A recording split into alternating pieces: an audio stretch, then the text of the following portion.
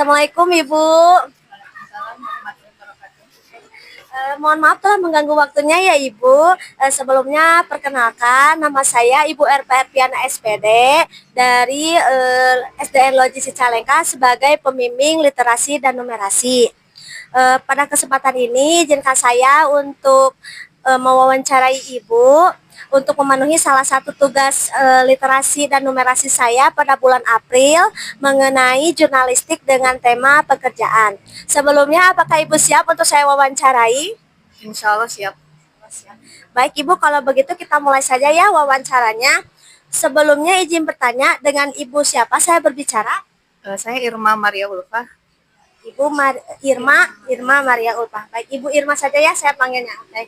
Ibu Irma, dapatkah Ibu ceritakan sedikit tentang latar belakang pendidikan dan pengalaman kerja Ibu sebagai apoteker?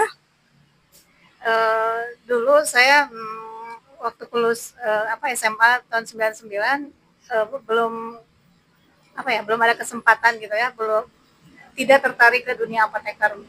Setelah 2010 saya terjun di apotek, saya mengurus apotek, saya tertarik dan baru masuk kuliah farmasi di 2017. Nah setelah itu lulus di 2021 dan alhamdulillah di 2023 saya lulus profesi apoteker. Oke, apa yang membuat Ibu tertarik bekerja di bidang farmasi? Karena mungkin saya sudah terlibat lama di apotek dan saya merasa tanggung jawab. Saya diam di apotek tapi nggak tahu gitu secara keilmuannya. Pertamanya itu, kemudian saya jadi tertarik untuk belajar dan alhamdulillah ya berhasil jadi apoteker gitu. Alhamdulillah Ibu ya, sangat luar biasa sekali.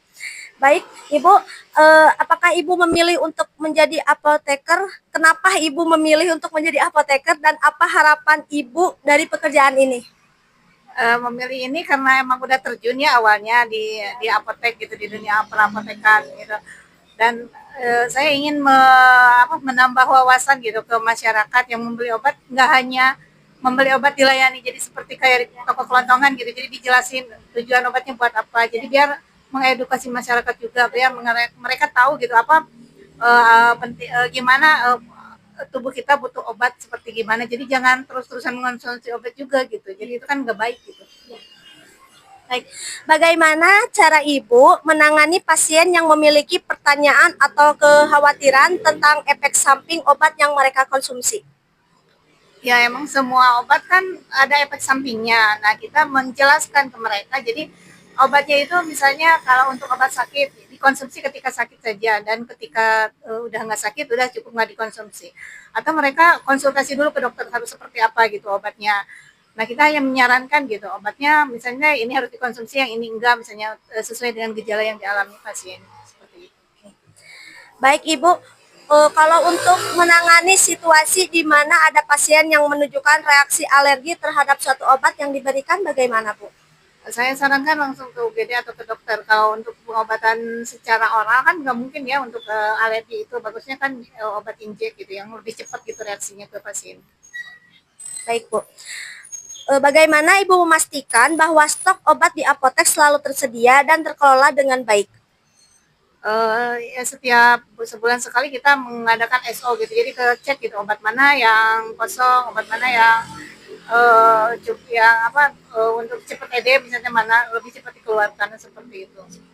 Baik. Kesalahan apa saja yang harus dihindari oleh apoteker saat memberikan obat kepada misalkan pelanggannya atau konsumennya seperti itu? Pertama kalau untuk resep ya misalnya untuk menghindari kesalahannya itu ditanyakan dulu ada nama siapa, itu harus jelas, terus yang ngambil resepnya itu keluarganya atau siapanya itu harus jelas juga. Kita catat juga misalnya resep ini atas nama siapa, ditulis biar nanti kalau ada kesalahan kita juga tahu gitu. Terus kalau emang misalnya tulisannya tidak terbaca, kita konfirmasi lagi ke dokter misalnya ini resepnya apa gitu, atau ditanyakan dulu penyakitnya seperti apa gitu. Mungkin itu untuk menghindari kesalahan seperti itu. Baik Ibu, alhamdulillah sesi wawancara dengan Ibu Irma ya sebagai apoteker sudah selesai. Terima kasih atas waktu dan kesempatan yang Ibu berikan atas kegiatan wawancara ini. Saya sangat senang bisa mewawancarai Ibu sehingga menambah wawasan saya mengenai dunia tidak hanya dalam pendidikan saya saja, tapi tentang dunia farmasi, khususnya pada profesi apoteker. Mungkin saya tutup wawancara hari ini. Terima kasih Ibu. Wabillahi taufiq wal hidayah. Wassalamualaikum warahmatullahi wabarakatuh.